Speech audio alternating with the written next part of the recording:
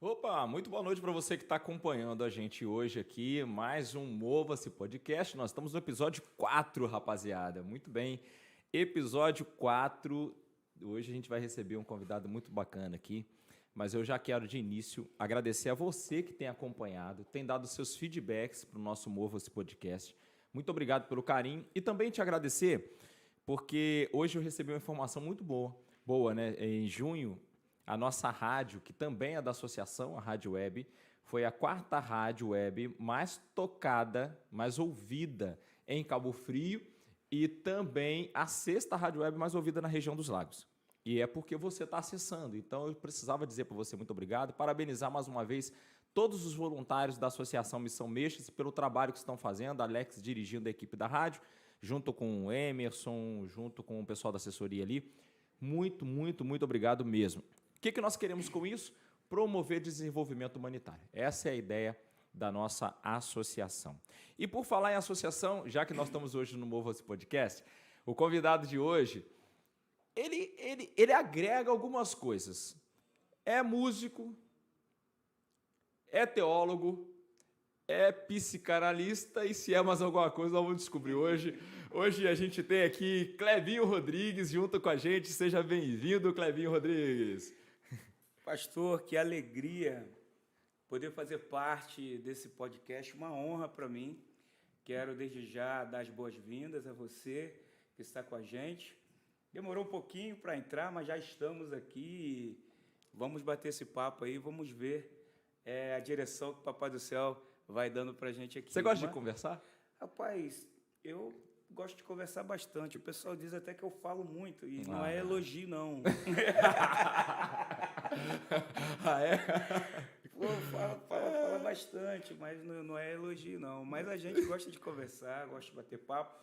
Eu venho de uma família, né, que o povo é muito alegre. Então, quando juntava todo mundo ali, dia de domingo, na casa da minha avó, e era aquela risadaria, aquela alegria, povo assembleano, pessoal feliz. Então, a gente estava ali naquele bate-papo e naquela alegria santa que já é peculiar, né, do povo de Deus. Então, muito bom. Você vem de raiz assembleana ou você... Assim, sua história começa na... Minha história começa na Assembleia de Deus. Ah, é? Sua família já era cristã? Minha família já era cristã, nasci num lar cristão. Meu pai já era músico, né? Veio para Cabo Frio, né? Ou foi para Cabo Frio aos 17 anos. E lá ele foi para trabalhar, saiu do interior de São Pedro da Aldeia, né? Um bairro chamado Retiro. E foi para Cabo Frio para trabalhar lá. Ele, né, conheceu a música, se formou pela Associação Musical na época Santa Helena. Santa Helena. E foi regente de coral, dirigente de conjunto. Meu pai tocou em banda, enfim, nessa área musical. Depois, e sempre cantando também, multi-instrumentista, guitarra, teclado, trompete, trombone e cantor, né? Maneiro. Foi o primeiro, né, um dos primeiros cantores gospel da região a ter um disco, né? Na época, o Bolachão, a primeira cantora assim, né, de registro, é até a mãe do Joabe, batera do Salomão. Boa. Que é a Valcileia. E logo depois veio meu pai, junto com o saudoso também já Gesiel, minhas duas tias, gravaram um disco, né? Muitos anos, a gente era gurizinho. Você chegou a curtir o disco de vinil, assim, de... Cheguei a pegar o disco. Não estou querendo dizer que eu sou velho, não. Eu não vou nem fazer essa pergunta, não, né? Só perguntei se você curtiu. Mas eu curti, e o que aconteceu? Curti muito, né, o disco de vinil na época. Novo Som, Semeando. Tinha um disco do Semeando, aquele de... O cinza? O cinza clarinho? Cinza, E que tinha Grumari, né? Ele sabe direitinho quantas estrelas há no céu. Aí a gente curtia muito aquele Álvaro Tito, Osé de Paula, aquele pessoal que vem, Shirley Carvalhais, né, que vieram puxando aí o bonde. E depois eu comecei a trabalhar com edição, né, de áudio, que a gente ganha vida aí também nessa área, gravando vinhetas, spots comerciais e tal. Eu comecei a transformar, porque o vinil foi saindo, né, de moda, mas tem o amante do vinil, gosta de guardar, né, coleção, aquela coisa toda. E algumas pessoas me procuravam na época para passar o vinil para CD. Então, anos depois já, eu comecei a voltar a curtir de novo o CD, porque eu passava a curtir de novo o vinil, porque eu passava do vinil para CD. Então, eu ouvi muita coisa boa ali e curti muito e ainda curto, né? Porque tá voltando, né? Inclusive. Tá voltando. Eu vi algumas coisas, né? Falando sobre esse assunto. Vi uma tentativa, assim, dele... Ele tava meio cara de CD grande, assim, né? No início e tal, mas eu vi umas coisas legais. Tem uma diferença, eu vou te perguntar, a gente vai falar um pouco sobre a música. O músico que gravava na época do vinil e o músico que começou a gravar na época do CD, dos softwares, assim. Na época do vinil, era papo de Avera mesmo, assim, aquilo que você conhece um pouco dessa história? Então, era Vera, não é? Porque eram poucos canais, né? Hoje você com um computador em casa, uma interfacezinha ali espetada no seu computador ali, você faz a festa. E naquele tempo, meio que a banda tinha que estar todo mundo junto ali. Quando errava, tinha que voltar tudo e era uma trabalheira danada. Então, o camarada tinha que estar muito bem seguro do que ele ia executar, muito bem ensaiado, né? Por mais que o músico fosse bom, a gente sabe que às vezes o improviso precisa realmente sair ali perfeito na precisão. Então, se errasse, o camarada tinha que voltar tudo de Toda novo. a banda, né? Deveria dar uma estressada em alguns, né? Tinha um esquema. Lá no finalzinho, aquele solinho, às vezes... De gravar, depois pegar a mesma fita, voltar ela na mão e gravar num outro canal na mesma fita. Era uma trabalheira terrível, né? E a gente ouvia, né, as histórias, e depois a gente trabalhando em estúdio também. Um dos primeiros estúdios lá em Cabo Frio, que foi o estúdio do Washington, na época do Haddad ainda, né? Eu lembro do Washington. Parecia fita que era de fortinho, videocassete, né? E o Haddad ali foi uma revolução, porque no Haddad já gravavam 8 canais. Eu lembro da Haddad, 8 canais. Eu lembro, às vezes ali a gente ficava voltando também, fita na mão, dava um problema, e às vezes dava mofo, aquele negócio todo, perdia trabalho, até chegar a plataforma aí digital, né? Que aí foi onde a galera conseguia ficar tranquilo, né? Porque até o artista, né, o cantor, ter o trabalho em mãos, ficava naquela agonia, né? Se não ia perder nada, se não tinha que refazer, se não ia dar mofo na fita. Era um desesperador, né? Desesperador. Mas também não podia ficar muito longo, né, Clebinho? Não podia ficar muito longo assim, a composição, né? Eu me lembro que eu fui uma vez a um estúdio, acho que era em Itaperuna, e aí foi feita uma gravação, Pastor Zezinho, inclusive, lá em Itaperuna, ele tinha um estúdio nesse formato e tinha que levar a equipe toda. Por mais que fizesse por pista, a equipe tinha que ir toda, porque não tinha essa coisa de vamos gravar um pedaço hoje, daqui a 1 semana, 2 semanas vai gravando. Não dava para fazer isso por causa dessas questões, né, que você está contando agora, do Haddad, tinha que ter cuidado para não dar mofo e tal. Depois teve um disquinho também, tipo um disquetezinho. MD. Era MD? MD. Mini disc? O pessoal usava muito o MD para fazer aquele processo de masterização.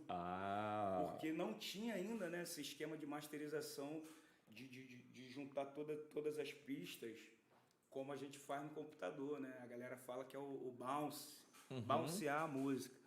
Então eles pegavam do Haddad, botava para tocar todas as pistas no Haddad, e do Haddad convertia em 2 canais, ou em um canal estéreo, no MD. Aí do MD você tinha ali a sua master, que vinha com aquela qualidade já no digital, mas porém saía quente, né? Naquela questão analógica. que o pessoal curte muito, né? Dizia que a questão virtual ou digital, para a época, se perdia muita qualidade, né? Que antigamente era aqueles instrumentos, aquelas coisas tudo valvuladas, e veio o digital simulando o que era a Vera. Nessa de simular se perdia muita qualidade. Então, o pessoal gostava mesmo daquela coisa que era o analógico, que o som vinha quente, né? Vinha lá em cima, né? Tua preferência? Músico tem... Você como coisas. músico, sua preferência aí. Hoje, Hoje que você acha que a gente ganhou e a gente perdeu com esse movimento aí? Hoje eu penso que a gente ganhou em tempo. Porque otimiza tempo e claro que a gente evoluiu em qualidade também. Hoje você pega aí os softwares, hoje, os programas hoje que simulam os samplers e tudo mais, meu irmão, não perde quase que nada para um equipamento a Vera ali, né, ou analógico. Claro que não vai substituir, mas não perde tanto assim como a galera naquele tempo achava que perdia. Então, hoje você ganha em tempo com o digital. Um trabalho que você levaria meses no analógico para gravar, dependendo de quem for produzir, de quem estiver produzindo, você numa semana você faz um disco, né? Ganha, e né? Hoje, na onda dos singles, ninguém está gravando mais um trabalho inteiro. Então, os cantores estão nessa de gravar um single hoje, para depois juntar isso num EP. Não estamos lançando mais um disco, um álbum com 10 faixas, como antigamente, 12 faixas, né? Então, a pessoa lança um single durante o ano, lança aí um número aí de 5 singles, e depois ele junta, né, que é aquelas faixas ali num álbum ou num EP, e está ganhando-se tempo, né, com isso. E a pessoa não deixa de consumir o produto, a arte daquele artista. Né? O tempo que levava para você ouvir, consumir a arte de um artista que você gostava, hoje você vai consumindo isso durante o ano, tendo muito mais possibilidade de trabalho desse artista. Né? Existia um processo que mandava para Manaus e tudo, eu quero falar sobre isso com você, mas antes é o seguinte, olha só, o episódio de hoje foi patrocinado pela Casa dos Lanches, e pessoal que não conhece aí, a Casa dos Lanches está em Tangará, você hoje está recebendo um voucher, tu gosta de alcatra? Meu Deus. Tu gosta de caldeirada, tu gosta de umas paradas assim? Rapaz, então, você está ganhando esse voucher. Você está ganhando. A patroa vai gostar. Inclusive, quero mandar um beijo para minha esposa, Regiane. Mandar um beijo para ela aí, com certeza está nos acompanhando. Que bom. Então, você, a patroa e as crianças... Opa! Então, tá ganhando um voucher da Casa dos Lanches hoje, tá? Lá no Tangará, ela fica na rua Carlos Gomes. Casa dos Lanches tem algumas coisas que você vai poder desfrutar lá. Você vai poder ter uma chapa no alcatra gostosíssima que eles fazem lá para vocês, uma caldeirada, um omelete top demais. Galera, maravilha. Se você não teve essa oportunidade, tá garantido. Fica tranquilo que você vai poder, no final de semana, chamar aí, sentar lá. Já diz quando que eu posso ir. E degustar. Outra coisa, a Loja Mexa-se também está deixando para você. Pega aí, Helena, manda para mim, por favor. Loja Mexa-se. Esse aqui é o livro Gotas de Entendimento 2, do Anderson Miranda de Almeida. É um presente da Loja Mexa-se para você. Obrigado. Tá bom? Depois você lê algumas reflexões desse autor. Tá lá na nossa loja está começando a crescer. Tá com esse livro agora aqui, ó. Max Lucado, O Fim da Ansiedade, chegou para nós lá também. Inclusive, já que a gente mexeu nesse assunto aqui, Max Lucado, O Fim da Ansiedade, eu acho que eu posso... Depois eu volto naquela questão que eu estava te falando sobre o processo mais demorado, né, que a gente tinha antes ali da gravação. Eu falei de O Fim da Ansiedade, queria mexer nisso com você. Você está envolvido com a psicanálise há quanto tempo? Então, a gente... entrou na área da psicanálise, na verdade, a princípio, para um autoconhecimento mesmo, para nos entendermos dentro daquilo, da nossa construção, né, na questão emocional e como nós funcionamos como ser. E foi em 2017, se não me falha a memória. Eu me formei pela SFLUP, Escola Fluminense de Psicanálise, lá com o Dr. Sérgio, Sérgio Júnior, Shirley, pessoal bacana. Inclusive, se você tem interesse, né, em conhecer um pouco mais desse universo aí da psicanálise, fica a dica aí, procura eles aí, você vai achar aí nas redes sociais. Então, a gente entrou a princípio para esse autoconhecimento nosso e nos entendermos como ser, na nossa concepção, na nossa construção.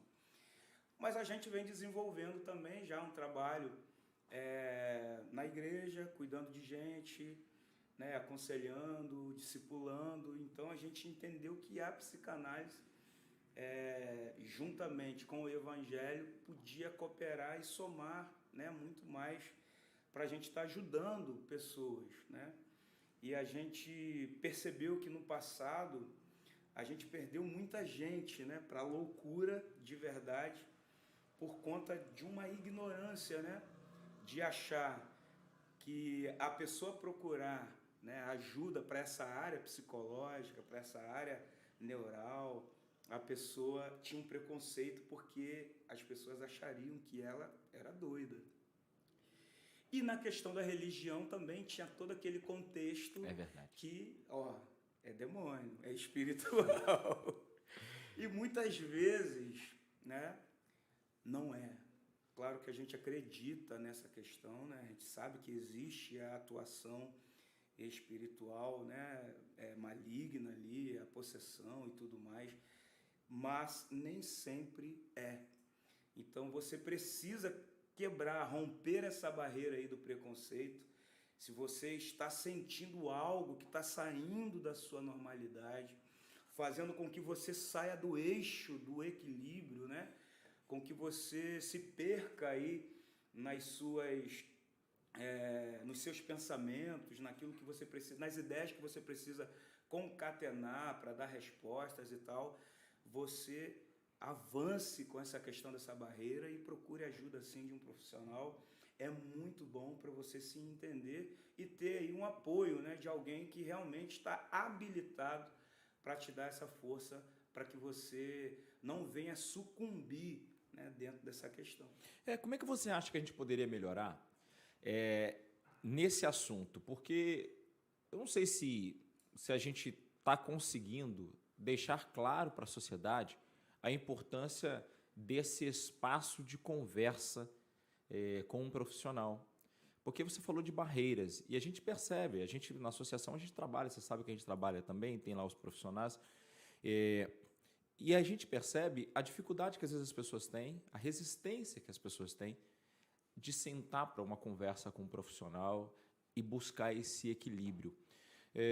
Isso você acredita que seja uma questão mais da cultura no Brasil? É a ausência de promoção ou é a resistência que a gente realmente tem de conversar com outros sobre os problemas da gente? Como é que você acha que poderia ser resolvido isso? Eu acredito, como tudo torna um tabu, né? Uhum. Você ter que se expor em alguns aspectos, porque a análise é isso, você vai precisar se abrir, se despir, né? Confiar em alguém. Quando se fala na questão de confiar, a gente já fica ali meio pé atrás, porque normalmente, quando você vai procurar um especialista, um profissional da área, já é uma indicação de alguém. Então, a pessoa subentende, né? Poxa, o que eu vou falar? Se eu vou falar com ele, será que ele não vai falar com quem me indicou? Tem sentido. A indicação ela é importante, né? É muito importante, mas também, no mesmo tempo, a pessoa fica ali meio que pé atrás, né? Será que quando a pessoa vier também aqui, não vai perguntar o que eu falei para ele? Qual é o meu problema? O que eu tenho de verdade? Então, tudo, na verdade, vai se tornando um tabu. Eu penso também que essa questão de se trabalhar mais a desmistificação desse tema, desse assunto, e de deixar claro que nós somos seres humanos, pô. Uhum. E temos aí emoções, sentimentos, demandas, angústias, que uma hora se a gente não tratar dessas demandas, dessas pressões da vida, a gente vai explodir. E quando isso acontece, a gente precisa de verdade procurar um profissional. Então, eu acho que, principalmente dentro do meio cristão, eu acho que precisa de mais divulgação e de pessoas mais interessadas também em ingressar dentro desse universo. Da profissão ali? Da profissão em si, de buscar, né, ter mais acesso qualificado, porque a gente vê muitas pessoas que têm o dom de ensinar, que têm o dom de ouvir, de aconselhar, né, biblicamente ali, que, poxa, isso é muito importante e relevante, mas existem situações em nós que fogem da esfera desse universo cristão, e a gente precisa, de verdade, de mais instrução e de formação profissional na área. Então, a informação e a divulgação, eu penso que ela precisa ser trabalhada melhor. Dá um pouco mais de clareza, sim, a respeito dessa questão de assunto. Já que você falou da questão da angústia, vai uma perguntinha que vale a pena encaixar nisso aí. A Bíblia tem um momento do texto ali que diz que Jesus angustiou-se, né? Só que Jesus gritou, né? Deus meu, né? O Pai, se for possível, passa de mim esse cálice, essas questões todas. Dá para tirar um pouquinho da importância desse momento de terapia para o teólogo, assim? Dá para a gente pensar assim, cara, tá vendo? Se a gente usasse esse modelo de Jesus, havia ali um abrir do coração, né? Havia ali o Jesus homem, mostrando que ele também sentia essas angústias aqui e que era importante que rasgasse o verbo. Na verdade, é o que a gente faz com a questão da oração, né? Não é? Por que a gente se sente mais à vontade em falar com Deus, né? Porque tá ali, a gente sabe que ele existe, mas no mesmo tempo também é um ser imaginário. Então talvez você se sinta mais à vontade, né, em se abrir para Deus do que se abrir para alguém. Mas ali Jesus é essa figura, no momento de angústia, né, diz ali que ele chegou a suar, né, gotas de sangue, né, de suor, né, de sangue ali, de tanta angústia que ele estava sentindo, sabendo ele o que ele iria enfrentar. E às vezes nós estamos sofrendo pressões, quem somos nós de querer, né, nos colocar no lugar de Jesus, mas cada um vai ter um nível. Para você, o que você sofreu em determinada situação, a pessoa sofreu a mesma coisa, mas você conseguiu driblar aquilo ali, sublimar ou ressignificar aquilo ali de uma forma melhor. Mas para o outro, aquilo que foi mínimo para você, para ele foi grande demais. Mas no caso de Jesus, a gente sabe que era uma situação muito pesada e muito angustiante, e com certeza ele viu ali naquele momento de gritar, a gente pode dizer ali que foi meio que uma catarse, né? de realmente abrir o coração ali e pedir a Deus que, se puder, tira de mim, mas todavia seja feita a tua vontade. Assim somos nós também. A gente precisa entender que nesses momentos de angústias nós precisamos procurar alguém, um ouvido acolhedor, uma escuta que vai ouvir o que a gente está falando sem julgamento. Esse é o trabalho do psicoterapeuta, que às vezes nós vamos ter dificuldade de falar com alguém da família ou com um amigo. Poxa, eu vou abrir essa situação para alguém que anda comigo no dia a dia. Depois, será que ele vai querer continuar andando comigo? Depois, será que ele vai querer continuar a ser meu amigo, sabendo do que eu estou falando aqui para ele? Então, são situações que realmente são complicadas. E quando você vai para uma terapia, ali você pode ir tranquilo, porque o profissional tem toda uma questão ética e todo um preparo para te ouvir, né? E realmente andar contigo nos moldes e nos parâmetros que precisa andar para te deixar à vontade, seguro, e dar as diretrizes que você vai precisar para sair do quadro ali difícil, de pânico, de pavor, de depressão, de medo, de angústia, enfim. Legal. Uma pessoa, pela sua ótica, uma pessoa que ainda não conseguiu resolver umas questões emocionais, ela pode também ter resistências com Deus, por exemplo, para se relacionar com Deus? Pode, porque... A gente está em podcast, então você pode falar à vontade aqui. Sim, o que acontece? A gente sempre vai querer achar um culpado para determinadas situações da vida que a gente passa. E muita gente vai querer jogar a culpa em Deus. Pode acabar descarregando em Deus. Pode acabar descarregando em Deus. E a gente já ouviu muito isso, né? Se Deus existisse, eu não estava passando pelo que eu estou passando. Se Deus existisse de verdade, eu não estava sofrendo o que eu estou sofrendo. Então, é uma questão muitas vezes que está relacionada à sua criação, ou seu momento de dificuldade, ou um comparativo da sua vida com a vida de um outro alguém. A pessoa não consegue, né, entender o porquê ele está daquele jeito e o fulano está do outro jeito. Então ele vai querer encontrar o culpado. E muitas vezes esse culpado ele vai descarregar em Deus ou em qualquer outra divindade que ele acreditar. E com certeza essa barreira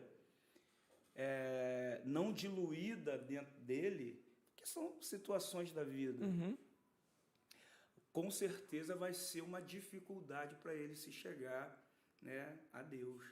Ou, às vezes, também é um problema de paternidade. E Deus, essa figura paterna, é uma figura de pai.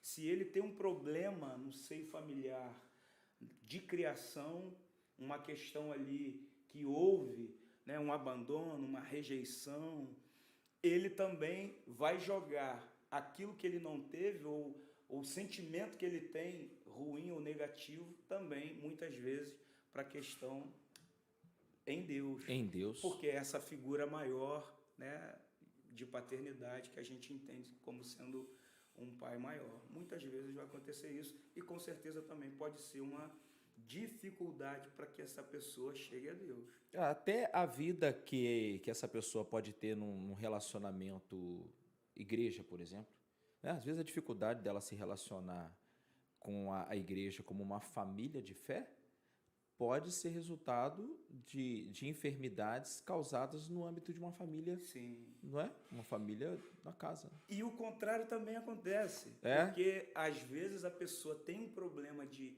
relacionamento na família, que muitas vezes chegando na família de Deus, aquele problema é resolvido aqui.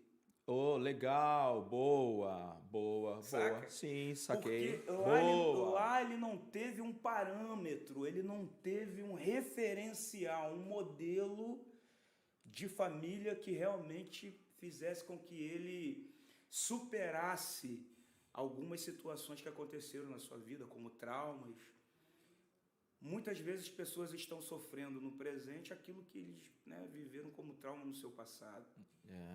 E a gente sabe muito bem disso. Outro dia a gente falando um pouquinho, né, a gente estava até falando ali sobre pedofilia, pessoas que têm dificuldade de se relacionar, dificuldade de abraçar, dificuldade de estar num ambiente sozinho com uma outra pessoa, porque sofreram abuso na sua infância, né, sofreram essa questão aí do abuso infantil, e elas têm dificuldade de se relacionar.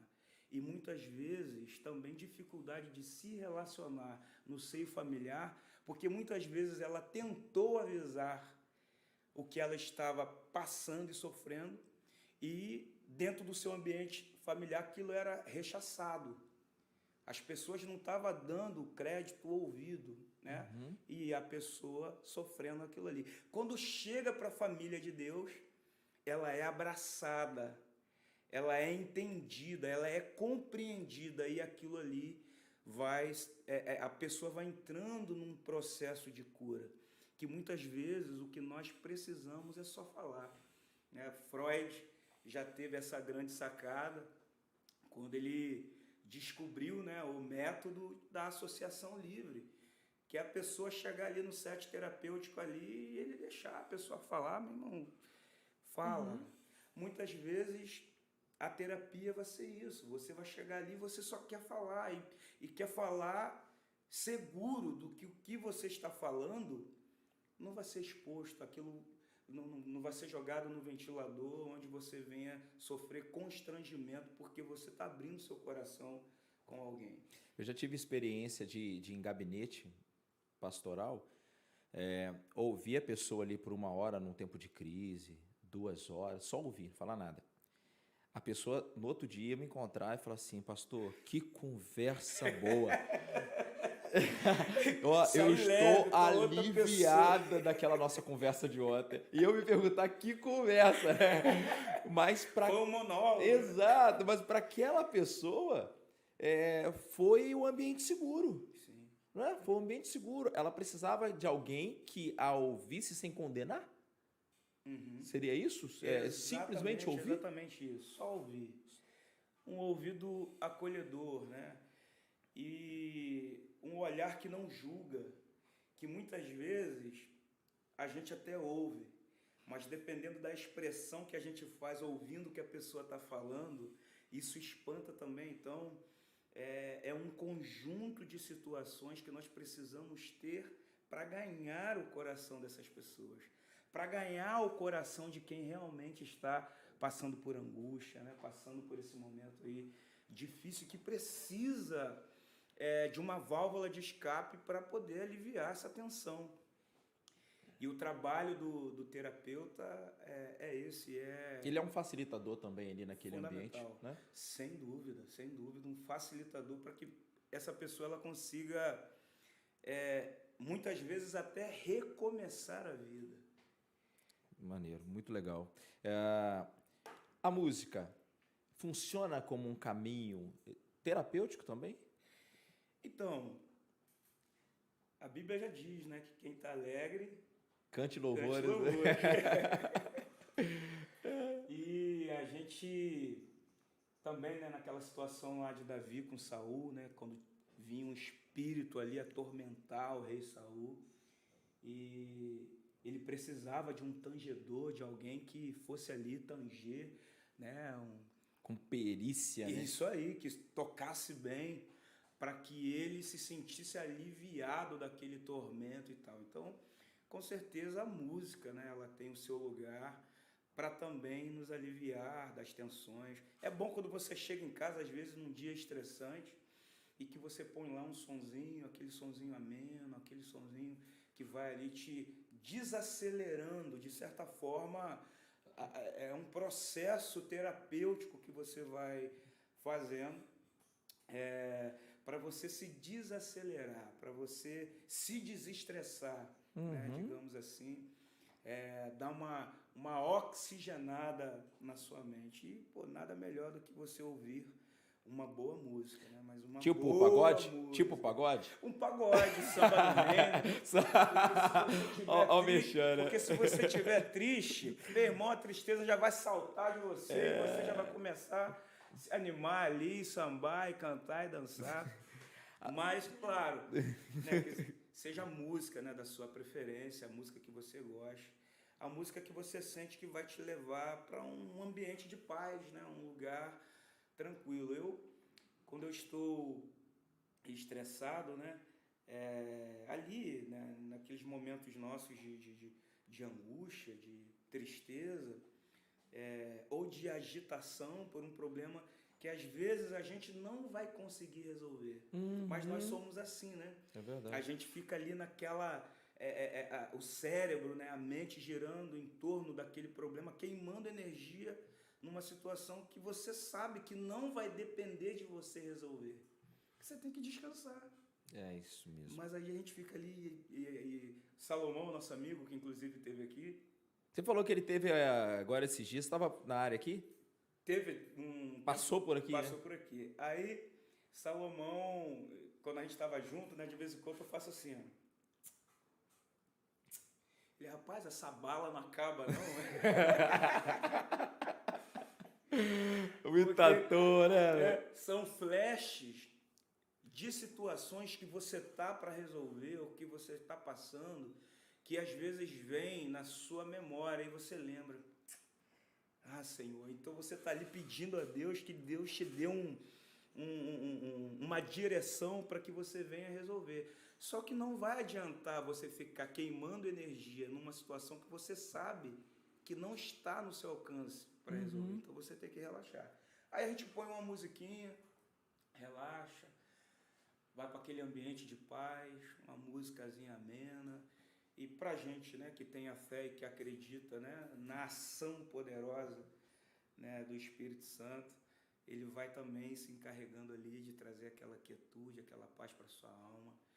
E como a gente já ouviu falar muito naquele texto, eu não vou saber lembrar agora aqui onde está, mas talvez o pastor, lancemos sobre Deus, acho que é Pedro, né? Lancemos sobre Deus toda a nossa ansiedade, porque Ele tem cuidado de nós. Então, é isso. Não adianta eu ficar aqui queimando energia. Eu tenho que lançar. Se eu sou dependente desse Deus que eu acredito, eu também preciso fazer uso dessa ferramenta que é a fé. E descansar que Deus vai ajudar a gente a atravessar por esse problema. A questão da música, a gente passou um bom tempo, você é desse período também, que agora há pouco você estava falando de disco de vinil, então dá para, né, pra gente mexer. A gente passou um tempo tentando separar um pouquinho música cristã de música secular. Você separa isso pela letra ou você acredita que isso esteja entranhado também nas melodias, na unção do compositor? Como é que o Clebinho, artista cristão, enxerga um pouco isso? Como é que você vê isso hoje? Essa é uma questão que ainda é uma polêmica no meio da cristandade. Ela ainda é uma polêmica? Ainda é uma polêmica, porque a gente tem pensamentos, né, divididos, né, com relação a ouvir música secular ou a música cristã, para algumas pessoas a música sacra. Uhum. E o que eu gosto de usar como base? O que Paulo ensinou. Uhum. Cara, para mim tudo parte de uma questão de equilíbrio e maturidade. Paulo disse certa feita, examinai tudo e retém o que é bom. Uhum.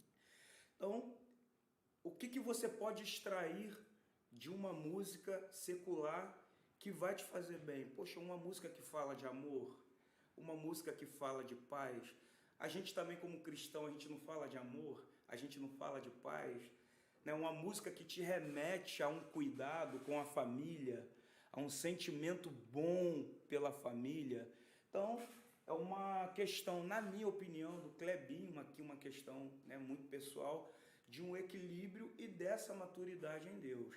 Agora, se você é uma pessoa que foi lá atrás, antes de estar no Senhor, né, muito inclinada a deixar o seu coração ser guiado e levado por músicas que te faziam ficar melancólico, cabisbaixo ali, né, nessa questão triste.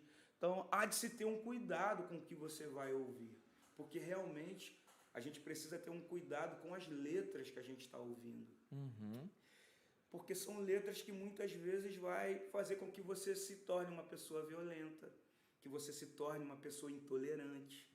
Músicas que vão incitar em você aquilo que nós, hoje, estando no Senhor, queremos ver exatamente o oposto. É verdade. Então a gente precisa ter um cuidado com isso também.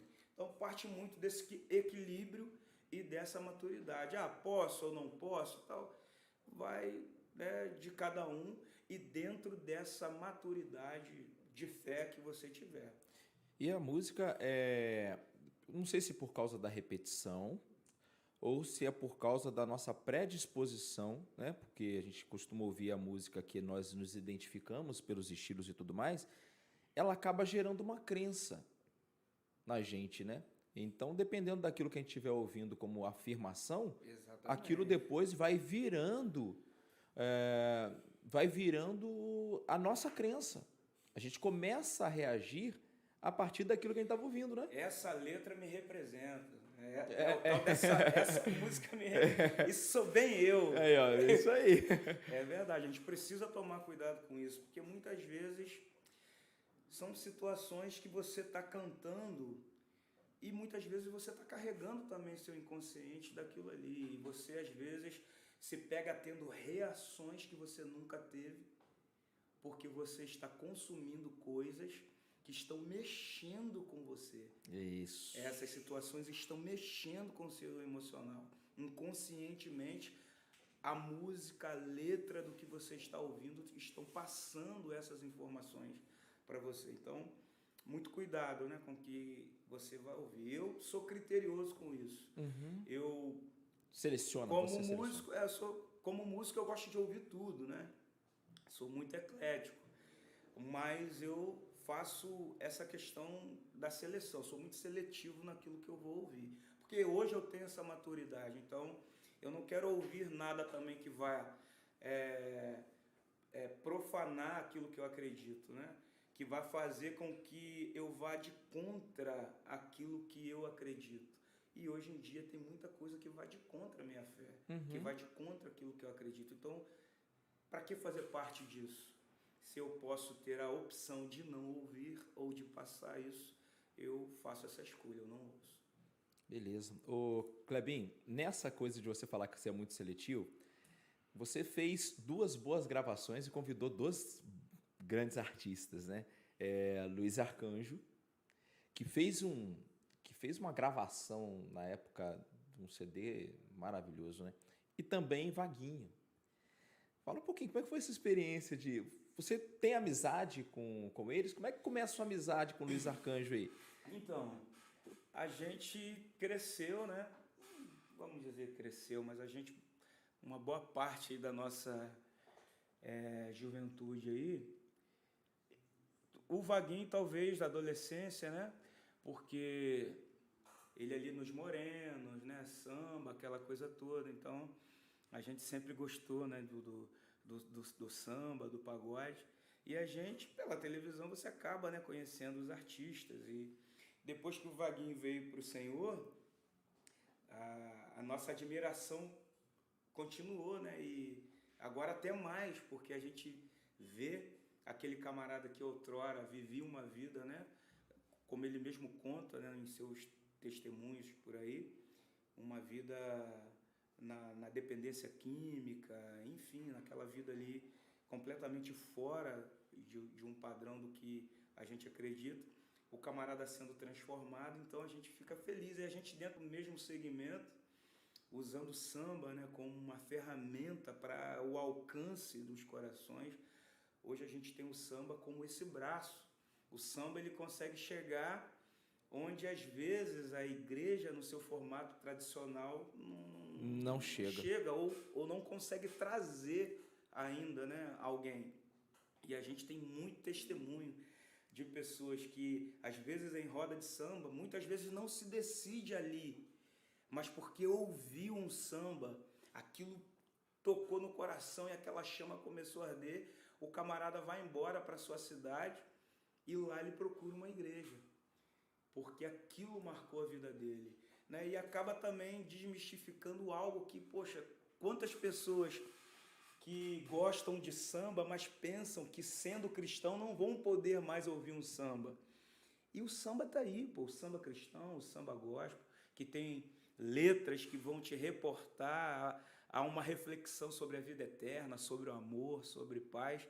É o que a gente busca com essa ferramenta chamada samba no meio do universo gospel. E falando do Vaguinho do Arcanjo, foi esse prazer, né, de ter o Vaguinho com a gente, uma música que é de minha autoria, né? Eu ia perguntar isso, é sua autoria? E que tem tudo a ver com a realidade do que ele viveu. Pô, que né? legal! E ele falou, cara, parece que você fez essa música pra mim, né? A gente no estúdio, conversando e rindo. E o Vaguinho, um amor de pessoa, meu amigo até hoje, a gente, né, fala, troca mensagem. Fabiola, a esposa dele, os filhos. Então, são pessoas amabilíssimas e referências para nós, né, de músicos. Vaguinho é autor de várias composições, né, com artistas famosos, né, no contexto secular.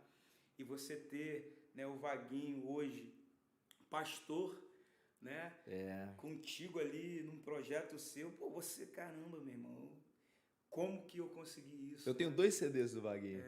Muito Como? bom, muito E legal. o Arcanjo a mesma coisa, a gente via ali o camarada, né, pelas redes sociais ou pela TV, né, acesso só ao disco, e de repente você ter acesso A pessoa, né? ali, então bacana demais. é Né? algo assim, meu irmão, surreal. E você vê que de verdade cai por terra, né, muita coisa. Caraca, meu irmão, quando você tá do lado da pessoa, caramba, é um camarada, gente boa, humilde, simples. Gente nossa, gente né? da gente, pô, gente como a gente. Então, foi uma alegria.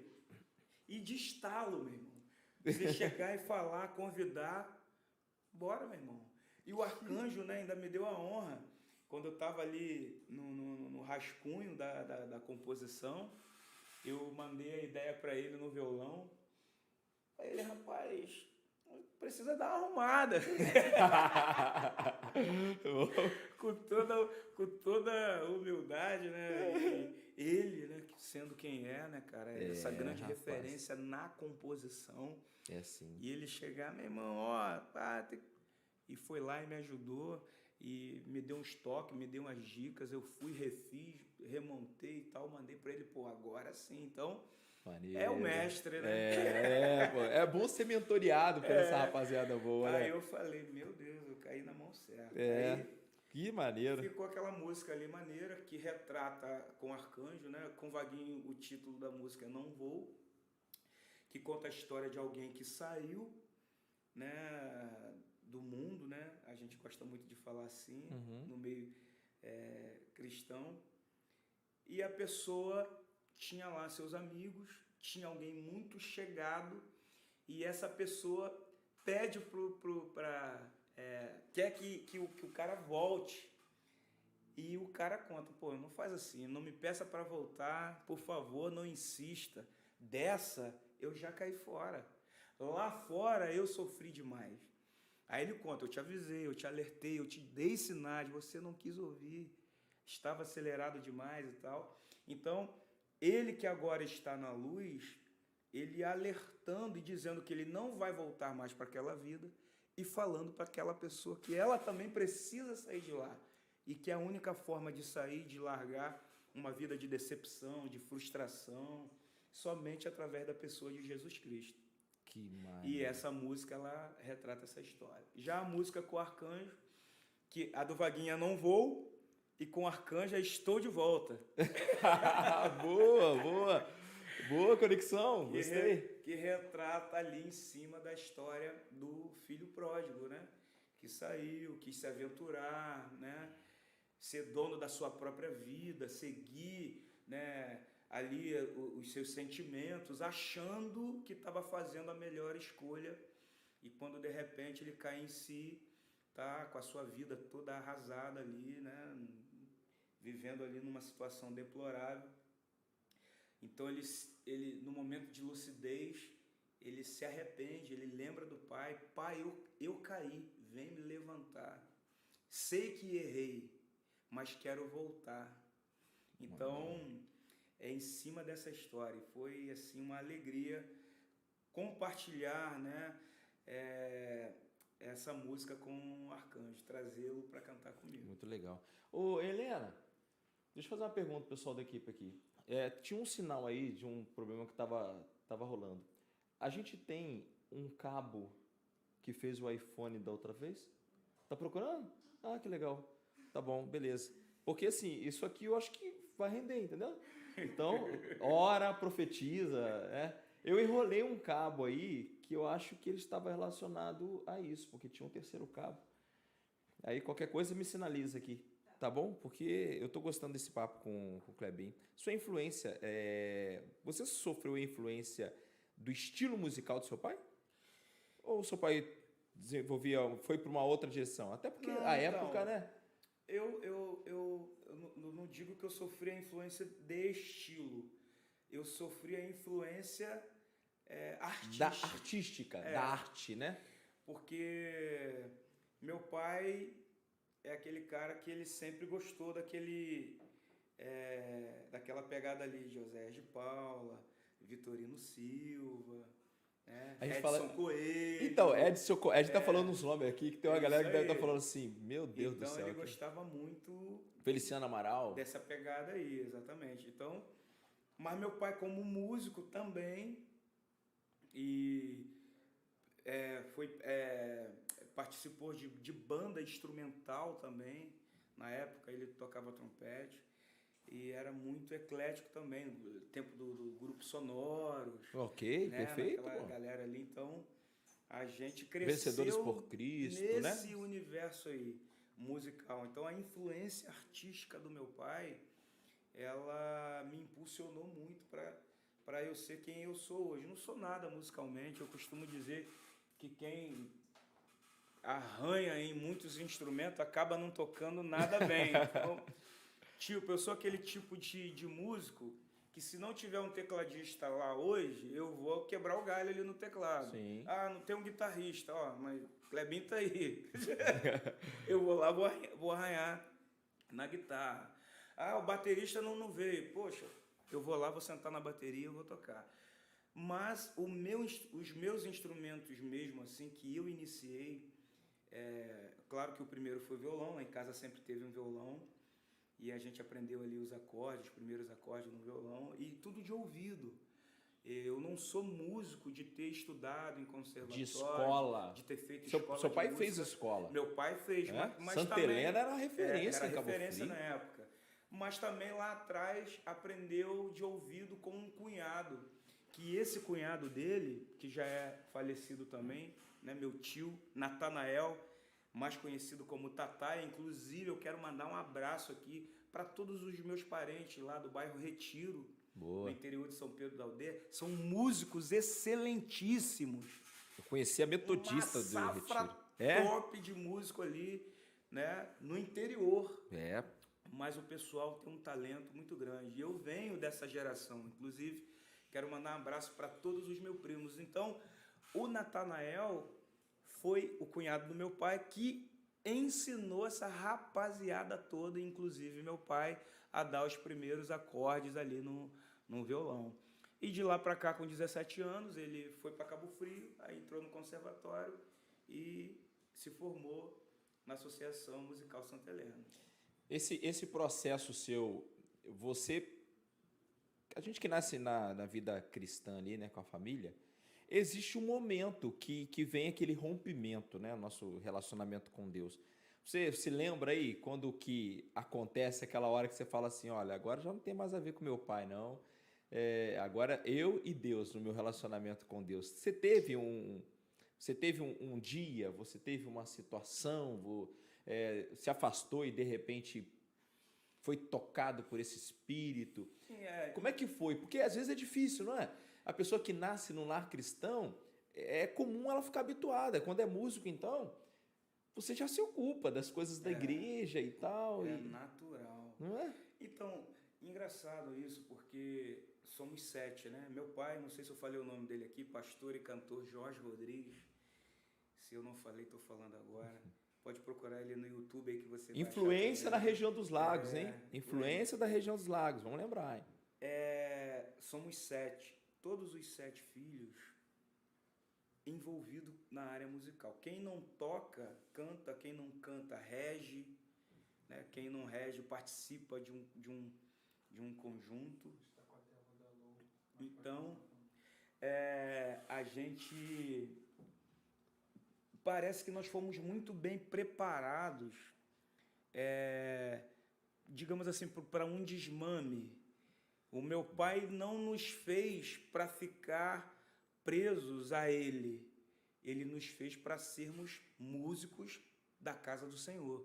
E isso independente da denominação X ou Y, porque ele era de lá. Poxa, que legal. Então ele nos preparou para voar em Deus.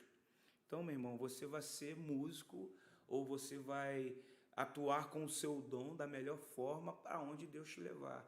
Então, nós estamos preparando você para voar. Então, meu pai e minha mãe, que hoje também já está dormindo no Senhor, cantava também, sempre nos preparou para sermos de Deus, isso independente da denominação. Não tinha aquela questão, né, de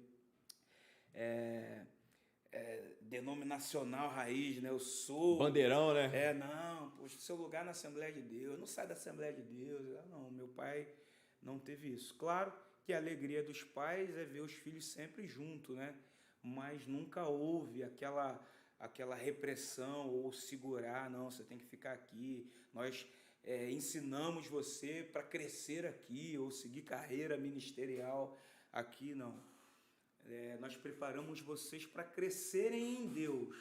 Poxa, que lindo, e isso para onde Deus quiser levar vocês. Então, a gente entendeu isso. Graças a Deus, a gente não teve nenhuma dificuldade. Legal. Não. Como é que nasce Samba no Reino?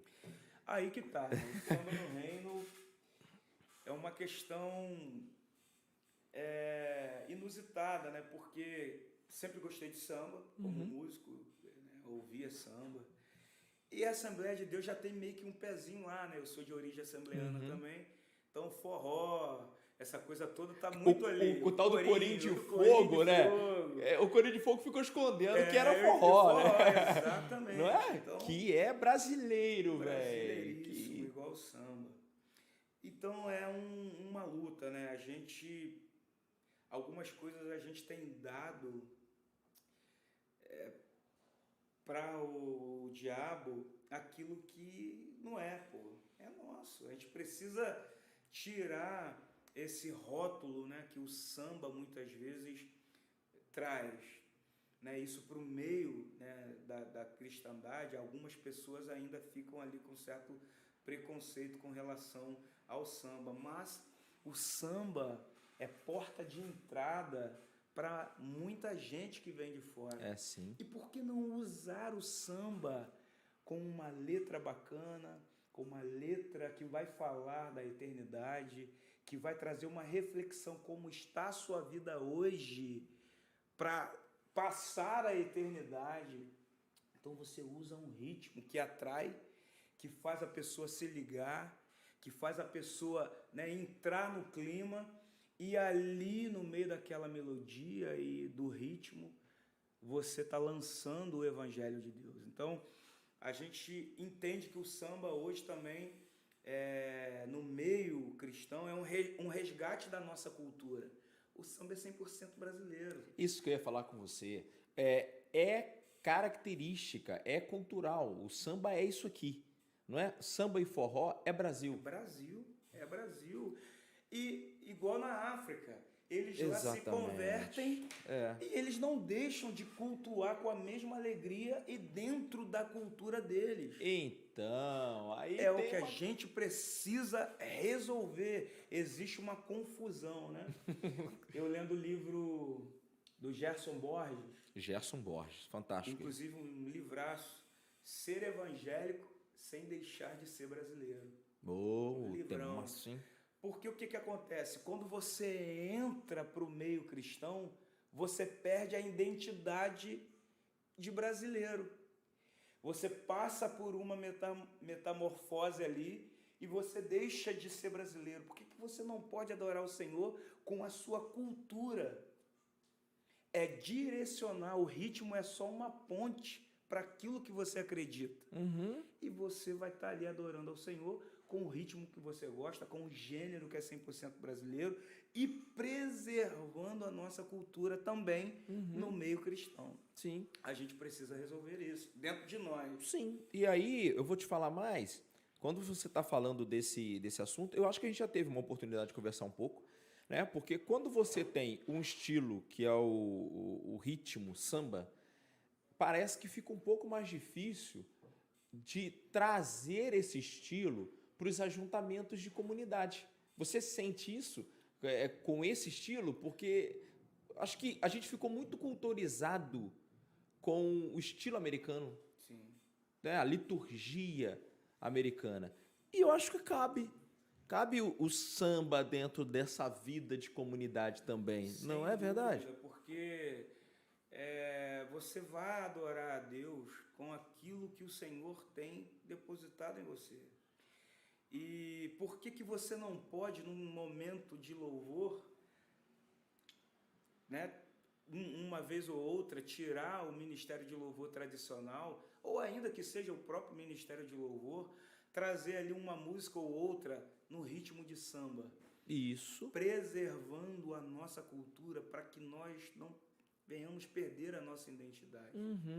Então, eu louvo a Deus hoje por estar dentro de um lugar, reunindo numa comunidade, onde o pastor ele tem essa visão, né, da questão da arte, da questão da cultura, da gente preservar. O nosso pastor ele estimula isso na gente. Que bom, a poesia, rapaz. ele, poxa, tem que se levantar aqui, poetas.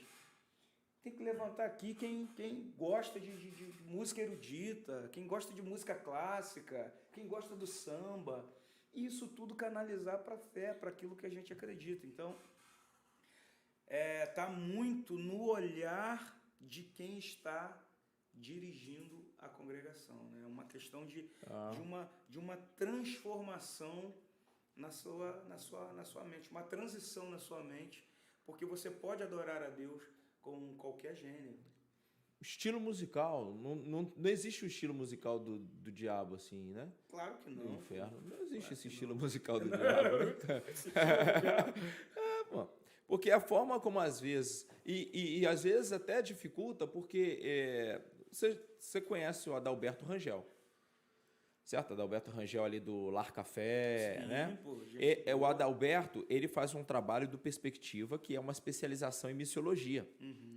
E ele falou sobre essa questão de muitos momentos que os missionários perdiam as pessoas que eles ganhavam, porque ganhava um cigano.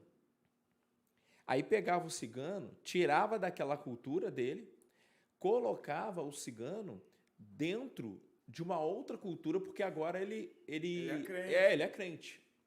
Aí trazia o cigano para outra cultura. Chegava naquela cultura, o cigano começava a ter que aprender uma cultura nova, porque aquele estilo de culto não era o dele, aquele tipo de música não era dele, aqueles ambientes não tinham a ver com ele. Aí ele começava a ser forçado a ter que se adequar, porque agora ele mudou de vida. Então, se ele mudou de vida, ele precisa se adequar. Sabe o que acontecia, que eles foram percebendo com o tempo? Isso, no Perspectiva, fazendo missiologia, a gente ouviu bastante disso. Com o passar do tempo, esse cigano ficava sem o grupo dele cultural, mas também não se encaixava no outro grupo. Se isolava. Não conseguia ficar nem no lugar nem no outro. Ia morrer isolado. Quer dizer, o que eles foram aprendendo com o tempo? Com o tempo eles foram entendendo o seguinte: para aí, vamos manter a cultura? Vamos redimir a cultura. Exatamente. Vamos redimir, vamos fazer essa cultura glorificar o Senhor, ao invés de centralizar no homem. E de fazer extinguir, né? Porque a gente vai matando. O Brasil é um país, cara, rico em cultura, em arte, um celeiro de verdade. E a gente precisa, a igreja avançar nesses territórios, não fazer morrer. O que a gente quer é que o evangelho seja luz nos corações, mas essa pessoa que muitas vezes vem de uma cultura, por exemplo, né, trazendo para a questão indígena, poxa, o camarada vai se converter, mas ele não precisa deixar de ser, né, índio. Ele vai ser o índio que agora adora o Senhor. É isso aí. Com aquilo que ele sabe fazer de melhor dentro da sua cultura. Então, é a mudança da divindade, não o meio que ele vai fazer para chegar a essa divindade. O meio é só o meio, o ritmo é só o meio, mas é eu canalizar minha cultura para a divindade correta. Perfeito. É essa transição que a gente precisa fazer. Perfeito. Deus é um Deus que ama a diversidade. Ele criou a diversidade. Ele criou a diversidade. Sabedoria. Puxa, não é? E aí, às vezes, tentar fechar uma única forma de adorar a Deus, de louvar, de elogiar, de dar a Ele, pode atrapalhar. Eu acho que se a gente, ó, aí vai uma conversa de bobo, né? Por que a Assembleia de Deus sempre, aqui no Brasil, ela sempre conseguiu agregar muitas pessoas e as pessoas sempre corriam para a estrutura dela? Porque aquele estilo do pandeiro que tá tocando ali, aquela celebração alegre. Você sempre consegue encontrar uma coisa que eu sempre achei muito legal nos irmãos da Assembleia de Deus, qualquer retiro. Vai lá no retiro, lugar isolado. Tinha os irmãos lá se reunindo. Ah, não tem ninguém no violão, não. Tem problema não, irmão. Tem um pandeirinho aqui, ó. Tem um triângulo. Tem um triângulo aqui. Acabou, nós vamos cantar e... É exatamente não isso. Eu acho que sempre foi a igreja, a comunidade, né, reunida ali, falando da denominação, que mais conseguiu expressar o brasileiro, sabe? Essa coisa de a gente gosta disso, a gente gosta dessa música alegre. Era chamado de Corinho de Fogo, né? Mas podia ter dito lá desde o início, né? De repente era a resistência, né? Forró de fogo. Um shot abençoado. Um shot de Deus. De repente teria aberto o caminho mais rápido, né? Teria aberto mais rápido, né? Mas glória a Deus por isso. Que bom. Mas a gente está rompendo aí, atravessando fronteiras. Quanto mais a gente vai entrando dentro do universo no samba cristão, a gente vai conhecendo outros amigos e outros irmãos que já estavam já na estrada e que a gente não conhecia. Então a gente está vendo que há uma aceitação. Tem um público específico que está consumindo o samba cristão. Então isso nos alegra também, porque eu costumo dizer, se eu fosse parar para pensar de mim mesmo lá atrás, se não fosse algo impulsionado por Deus com essa visão evangelística, eu jamais escolheria o samba, porque a minha raiz, a minha pegada era soul. Olha, que maneiro! Começamos uma banda lá atrás com meus irmãos, minhas irmãs. Gosto muito. O Salomão começou a cantar com a gente lá atrás também, então era soul. E nós sempre tínhamos em nós a questão do autoral. A gente queria cantar a nossa arte. E isso já era algo latente, vibrante dentro de nós. A gente não gostava muito de copiar ninguém. A gente queria produzir aquilo que o Senhor já estava dando para a gente. Então, se eu fosse lá atrás, né, por conta de gosto musical, escolher, eu seguiria no soul. Talvez nem cantaria, porque a minha pegada não era cantar. Eu tocava baixo, como eu já falei aqui. Mas isso tudo começou quando nós passamos a nos reunir um tempo no Projeto ID. E os irmãos tinham um grupo lá chamado Herdeiros da Promessa. E o Projeto ID tem um trabalho lindo, evangelístico. Né? Sempre teve, né? Eles usam a questão da cultura muito bem resolvida. Lá tem grupo de capoeira, tem o samba, tem o reggae. Então, tem o teatro de rua. Então, eles preservam, eles usam o que é nosso para falar do amor de Deus. Então, a gente curtiu muito isso naquele tempo e eu vivi essa realidade do samba lá. Lá que eu comecei a cantar samba e comecei a compor junto com meu amigo Tavinho, Otávio Arcanjo. A maioria das composições que a gente tem no meu projeto, no meu álbum, é de parceria com o Tavinho Arcanjo. Então, começou assim. E outra, o samba é para contar história, né? O brasileiro gosta de ouvir histórias. Quando a gente vai ouvir os sambas aí, conta a história da pessoa lá do interior, o sertanejo também, vem com essa questão de contar história, o MPB já traz, né, aquelas letras. Então a gente sabe que assim, tem uma diferença daquela questão, a música congregacional, né, para esse estilo que tem por motivação contar. Você estava falando sobre o camarada, você compôs sobre aquele que foi, Sim. né? E depois você compôs sobre aquele que veio. Tá voltando. Tá voltando. Não vou e estou de volta. Puxa vida. Que maneiro. Narra uma história, tem um enredo. E é isso que prende, é isso que segura.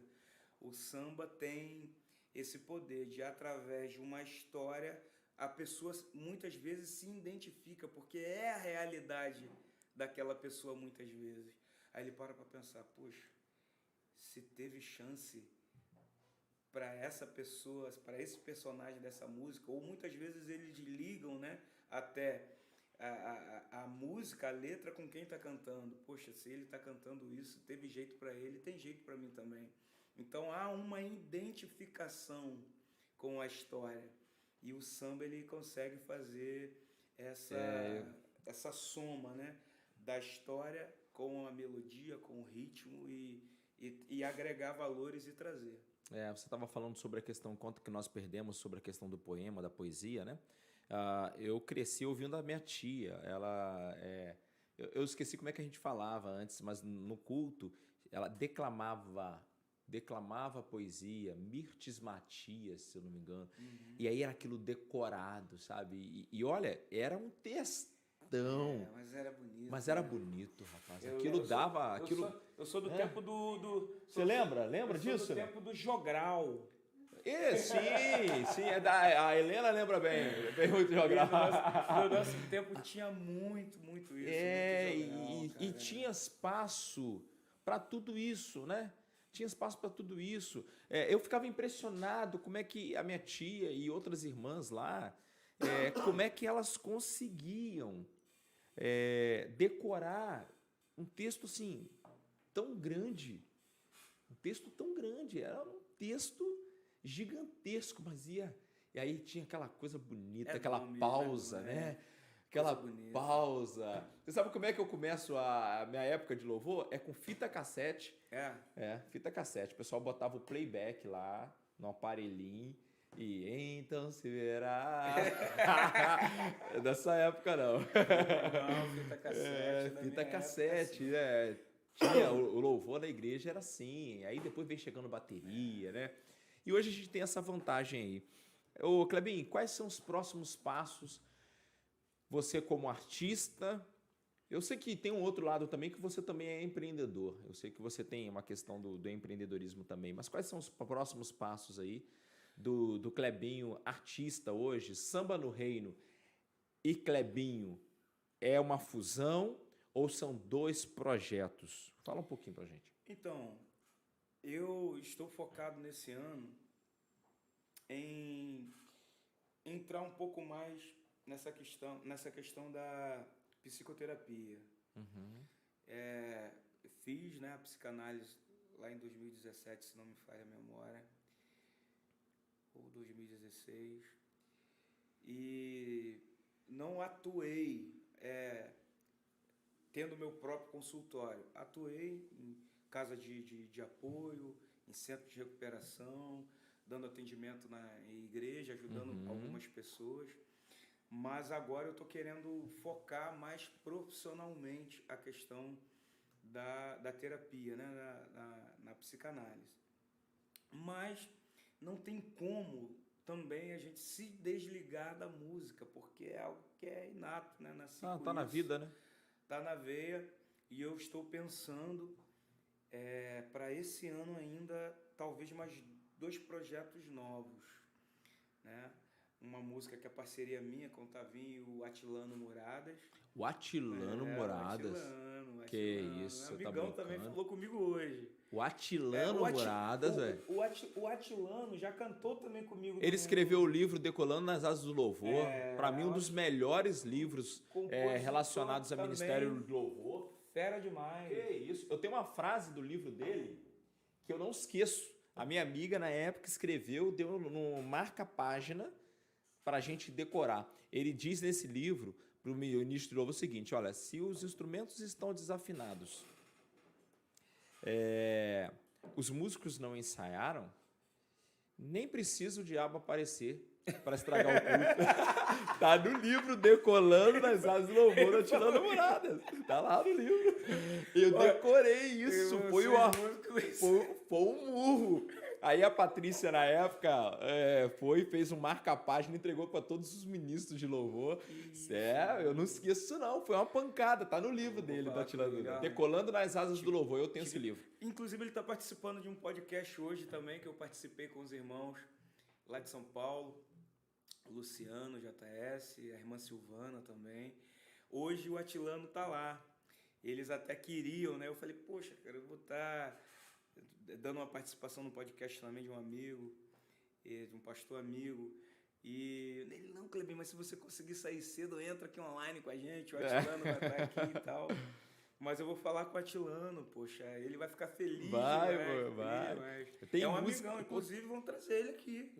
Vamos mesmo. Trazer o Atilano aí, tá? Online aí com vocês aí. Tá joia. Faz essa ponte pra nós aí. Depois vamos fechar isso aí. Deixa comigo. Tá bom? Vai ser um prazerzão falar com o Atilano Muradas. E o Atilano é um precursor, né, do gênero, dessa música regional, do resgate da música brasileira. A nossa rádio web toca a música do Atilano Muradas. Aí, o Atilano Muradas compôs música de missionário que não arado, não para trás. Missionário que pega no arado, não pode olhar para trás. Atilano Muradas. Gente, eu tô descobrindo que eu tô antigão, né? Tô careca, mas não é porque o cabelo caiu, não. Ele veio pra gravar o clipe comigo e acho que foi em 2017, 16 ou 17. Aí ele veio pra gravar o clipe comigo e também cantar e pregar no aniversário da nossa congregação. Vai ser bom. Ficou lá em casa. Vai ser bom ter essa oportunidade. 3 dias, amigão.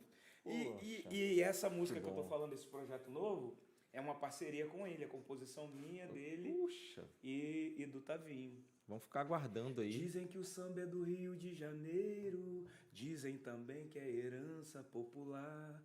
Há quem diga que o samba é a voz do brasileiro que canta sambando que a vida há de melhorar. Beleza! Vamos ficar aguardando, rapaz. Música linda, uma letra linda. Que coisa boa, que coisa boa. Meu amigo, olha só, a gente vai fechando o bate-papo, porque eu acho que tem muita coisa que dava para render ainda. Eu vi uma publicação, até antes de fechar, uma coisa que tem muito a ver com a gente também da associação, só para a gente ir encerrando. Você fez uma publicação, você disse que em 2016 saiu uma estatística de que 7.000 crianças sofrem de abuso no Brasil por ano. O que a gente pode deixar aqui no final desse nosso encontro hoje de alerta, de chamada para a nossa sociedade? Quando eu terminei a faculdade de teologia, eu fiz o meu TCC, né? E eu fiz em cima desse tema. O tema do meu TCC foi pedofilia escondida nos lugares improváveis da sociedade.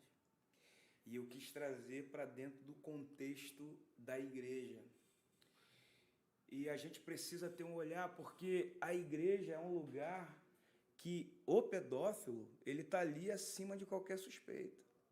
E muitas vezes nós, por sermos essas pessoas boas e nós acreditamos, né, na transformação, e às vezes nós caímos na ingenuidade, achando que as crianças estão totalmente protegidas ali. E a gente precisa ter um cuidado, porque a gente está abrindo a porta para receber pessoas que de verdade a gente não sabe quem ela é. Não sabe se ela está ali enganando. Não sabe se ela está ali disfarçada. Não sabe se ela veio de algum lugar já tendo praticado o crime de pedofilia, agora está ali no anonimato, escondida, pronta para poder fazer um ataque. Então, esse olhar de atenção e de cuidado com a criança precisa ser redobrado, porque o pedófilo pode estar em qualquer lugar e a gente precisa ter esse olhar. E o que acontece para esse número estar tão grande assim? As subnotificações. As pessoas, por vergonha, por constrangimento, por medo, muitas vezes, porque sofrem ameaça. Muitas vezes o pedófilo é o próprio parente, ou é um pai, ou é um tio. O maior índice de caso de pedofilia se dá dentro do ambiente intrafamiliar, por conta exatamente da confiabilidade que a vítima tem com o agressor.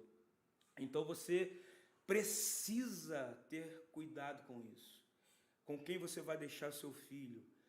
Se você está deixando seu filho ou a sua filha, né, ir para casa de alguém, você precisa saber, porque talvez a pessoa, de fato, é uma pessoa honesta, amiga, respeitosa, mas você não sabe quem essa pessoa também está recebendo na sua casa. Você está confiando que ela está lá num lar de pessoas sérias. Verdade. Mas às vezes estão recebendo pessoas que têm problema com isso. Então, é aquele velho ditado, né? Se você deixa o seu carro está trancado, mas você esqueceu a carteira no painel, é o tal da ocasião faz o ladrão. O camarada, ele não ia roubar, digamos assim, mas ele viu ali algo que está aguçando o interesse dele de querer cometer aquele ato criminoso. Da mesma forma, somos nós, com o cuidado que nós devemos ter com as nossas crianças. Eles são inocentes. Então, esse olhar de cuidado precisa ser nosso. Onde nós estamos deixando e como nós estamos deixando as nossas crianças. Então, o cuidado é esse. Você se atentar para isso. É um número absurdo.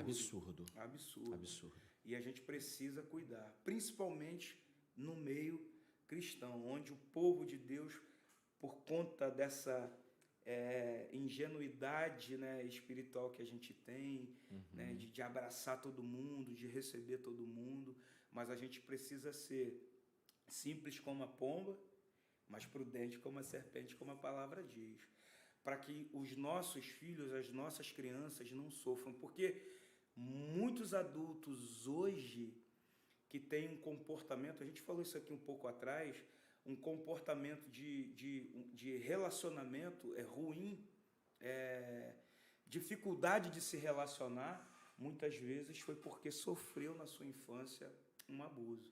E a gente precisa ter um cuidado com isso. E às vezes está calado ali, né, Kleber? Exatamente. Está calado dentro da pessoa, né? Ela não conseguiu gritar ainda. Não conseguiu. E muitas vezes grita com reações no físico que a ciência não consegue decifrar. É verdade. O trauma emocional, o trauma por abuso é isso. A pessoa está refletindo aqui no físico sensações que vai no médico, né? Vai lá na ciência, a ciência não consegue decifrar. E quando ela vai para um set terapêutico, lá é descoberto, através da terapia, através da ajuda, da escuta de um profissional, a pessoa consegue abrir o seu coração e trazer, né, para o consciente aquilo que ela sofreu lá atrás, que o inconsciente muitas vezes sublimou, e daqui a pouco o inconsciente começa a botar para fora. Então a gente precisa desse cuidado. E eu estou aí, se precisar de mim... É isso que eu ia perguntar a você. Olha, o contato, seu 22... contato vai estar na descrição do nosso vídeo, mas eu gostaria que você falasse com o pessoal. DDD 22 999 12 9738. DDD 22 999 12 9738. A gente Instagram atende online também. Então, se você mora longe, mora em outro lugar, mas está precisando, né, desse atendimento aí terapêutico, fala com a gente pode te ajudar sim a você sair dessa e a ressignificar a sua história. Eu gostei dessa palavra, Ressignificar. É dar um novo sentido. Que bacana. Bem, daqui depois, então, eu quero ouvir suas histórias na Casa dos Lanches. Tá Vambora. bom? Eu já não vejo Casa a hora. dos Lanches, prepara aí, porque esse vejo a rapaz hora. tá chegando por aí. Eu vou em jejum, hein? Meu Deus do céu. Nesse dia eu vou jejuar. Jejua. E vou entregar o jejum lá. E tá- Muito bom. Equipe inteira da Missão Mexa-se, muito obrigado pelo carinho. Acessem, por favor, radiomexa-se.com.br. Acompanhe a rádio web da gente lá também. E fica atento ao nosso Instagram, que é mova-se.podcast. Vão ter alguns cortes lá. O Instagram do Clebinho, qual é, Clebinho? Clebinho CF. Beleza, nós vamos botar algumas coisas juntos lá, vai ser legal. Clebinho, mais uma vez, obrigado por essa conversa, eu que tá? agradeço. Todos vocês que ficaram com a gente até agora, muito Obrigado. pelo carinho. Obrigado por aturar a nossa conversa aqui. Eu falo pra caramba, eu falei no começo. Não, conversa boa. O pessoal fala que eu falo pra caramba e não é elogio. Conversa boa. Deus abençoe. Obrigado, Valeu, Ezequias. gente. Obrigado a galera aí.